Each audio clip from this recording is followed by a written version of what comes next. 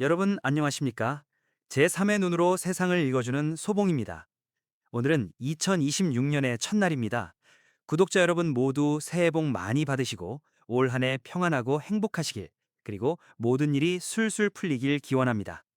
지난 방송에서 제가 태국의 아주 핫한 예언가 프라이님을 소개해드린 적이 있죠.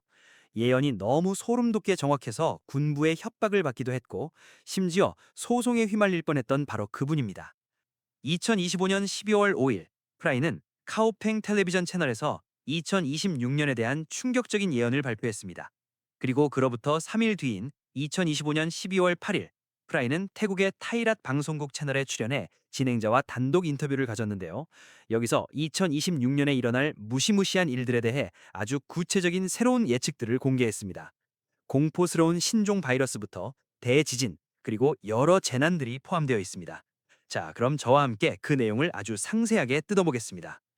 가장 먼저 2026년에 닥칠 이 공포스러운 새로운 것에 대한 이야기입니다. 프라이는 이걸 새로운 물건이라는 단어로 표현했는데, 번역하자면 새로운 바이러스라고 보는 게 가장 정확할 겁니다. 프라이와 진행자가 현장에서 나눈 대화 기록을 제가 자세히 들려드릴게요. 프라이가 먼저 입을 열었습니다.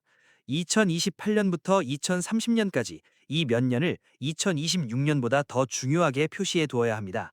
2026년은 그저 시작일 뿐이고 2028년에서 30년 사이에 다시 한번 크게 폭발할 것입니다. 그러자 진행자가 물었습니다.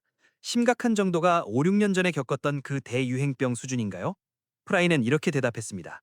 그것과는 차원이 다른 이야기입니다. 모든 사람이 집에만 갇혀 있을 필요는 없을 수도 있지만 사람들이 죽어나가는 모습이 보일 겁니다. 마치 꽃이 시들고 마른 낙엽이 떨어지듯이 사람들이 우수수 쓰러지는 장면을 보게 될 거예요. 사람들이 떼를 지어 목숨을 잃게 됩니다. 진행자가 듣기만 해도 정말 무섭네요 라고 하자, 프라이는 하지만 다행히 모든 곳이 아니라 특정 지역에서만 발생할 겁니다 라고 덧붙였습니다. 진행자가 다시 물었습니다. 그건 동물한테서 오는 건가요? 아니면 실험실에서 배양된 건가요? 프라이는 아주 단호하게 말했습니다. 혼합형입니다. 실험실에서 배양되고 인위적으로 섞여서 나온 겁니다. 진행자가 되물었죠. 그럼 더 진화했다는 뜻인가요? 프라이는 맞습니다. 실험실에서 왔고 혼합되어 생겨난 것입니다. 저승의 신께서 그렇게 말씀하셨습니다. 라고 답했습니다. 진행자가 공격 대상에 대해 물었습니다. 모든 사람을 공격하나요? 아니면 특정 나이대가 있나요?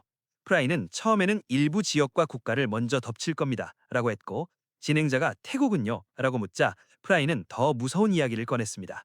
더 끔찍한 건 그 바이러스가 입국자들에 의해 들어온다는 겁니다. 진행자가 국경 지역인가요? 아니면 여행객들이 돌아오면서인가요? 라고 묻자 프라이는 어딘가 깊숙한 곳에서 도망치거나 숨기 위해 태국으로 몰래 들어오는 사람들입니다. 라고 콕 집어 말했습니다. 진행자도 이에 동의하며 짐작하기 어렵지 않네요. 그렇다면 질병 방어와 격리, 그리고 검문소 검사가 정말 중요하겠군요. 라고 정리했습니다. 감염 경로에 대한 질문도 이어졌습니다. 진행자가 예전처럼 호흡기로 전파되나요? 폐를 망가뜨리고 공기 중 먼지로 퍼지나요? 라고 묻자 프라이는 그렇습니다. 이전의 유행병처럼 호흡기 계통을 파괴하고 수많은 사람의 목숨을 앗아갈 겁니다. 라고 답했습니다.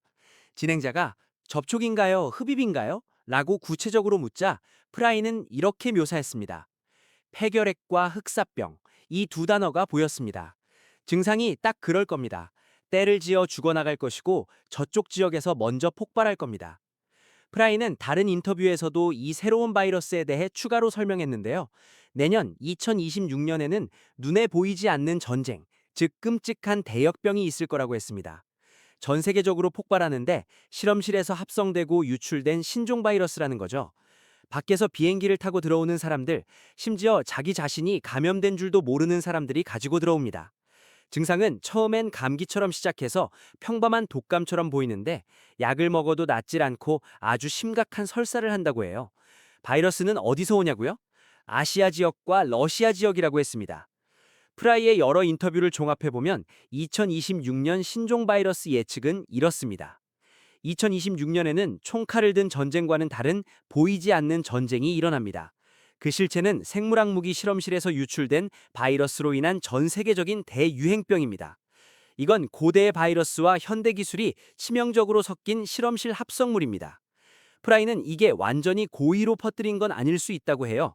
실험 실수나 사고로 샜을 수도 있지만 고의로 유출했을 가능성도 배제할 수는 없다고 합니다. 다만 어느 나라 실험실인지는 말하지 않았습니다.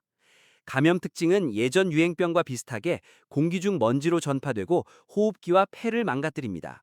초기엔 감기나 독감 같지만 낫지 않고 심한 설사를 하다가 갑자기 증세가 아주 기이하게 변하면서 단시간에 몸의 기능이 다 망가져 버립니다. 변이와 혼합 때문에 치료가 극도로 어렵고 사람들이 낙엽처럼 우수수 죽어나가는 이 상황은 2030년까지 이어질 거라고 합니다. 바이러스는 아시아와 러시아 지역에서 시작되어 전 세계로 퍼지고 태국에는 잠복기나 무증상 상태인 입국자들이 본인도 모르게 퍼뜨리게 됩니다.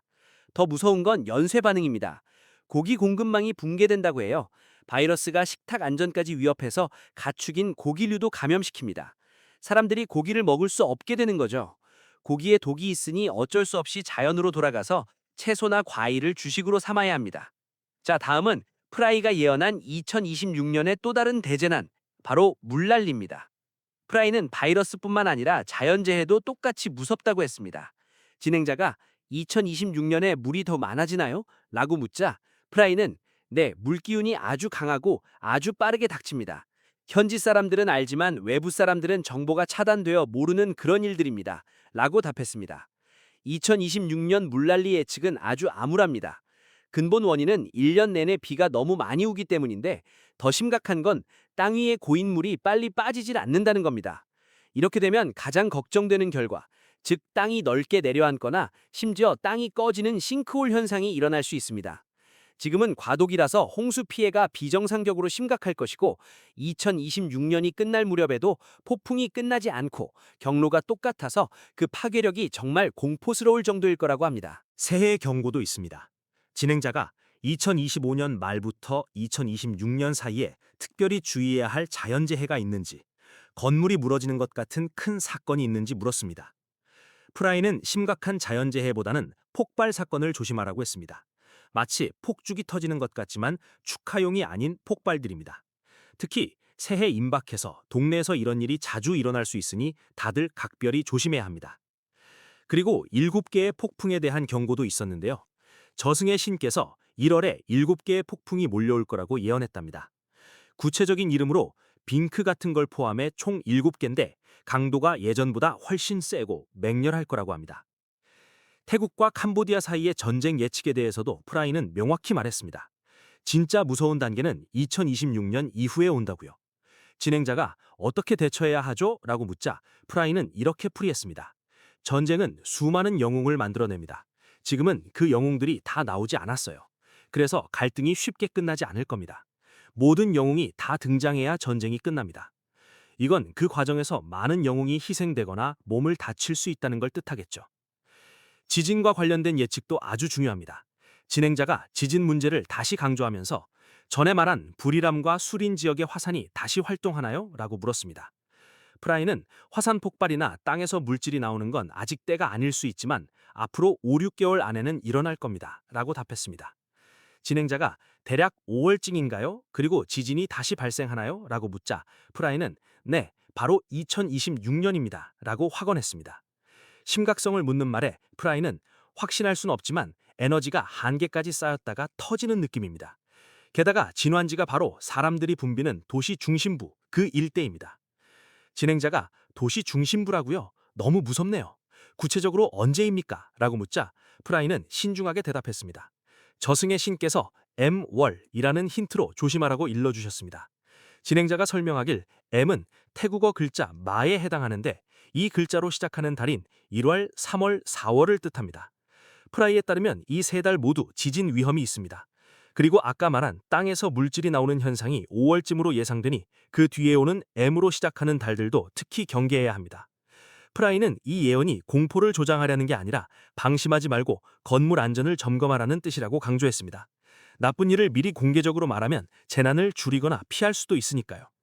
태국 문화에는 나쁜 일을 미리 크게 경고해서 사람들이 알게 되면 사람의 노력과 예방으로 그 일이 예언대로 일어나지 않을 수도 있다는 믿음이 있거든요.